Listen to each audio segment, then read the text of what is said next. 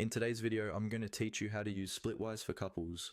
We'll walk through how to set up an existing Splitwise group so it's specifically marked and optimized as a couples group. This is really helpful if you and your partner share lots of expenses like rent, groceries, subscriptions, or travel, and you want everything to be tracked clearly in one place. First, open Splitwise in your browser and make sure you're logged into your account. Once you're on the main dashboard, look for the section or tab labeled Groups. This is where Splitwise organizes shared expenses between multiple people. Go ahead and click on your group, the one that you and your partner already use to track shared costs.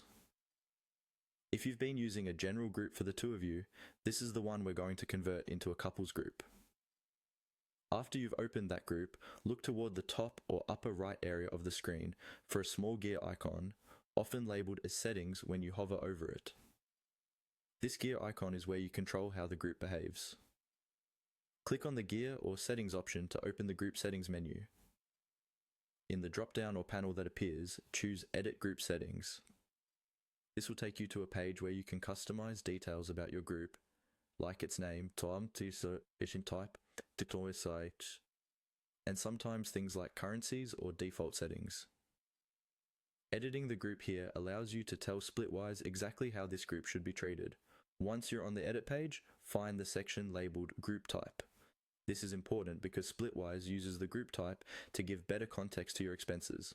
For example, different group types might be used for trips, households, or friends.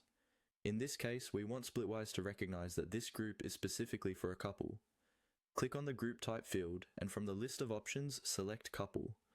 By choosing Couple, you're telling Splitwise that this group is just between you and your partner, which helps keep things organized and makes it clearer what this group is for when you look at your list of groups later. Finally, scroll down if you need to, and click on Save Changes. This step is crucial. If you don't save, your group type won't be updated. Once you save, your existing group is now officially set as a couples group, and you can continue adding and tracking your shared expenses with that in mind.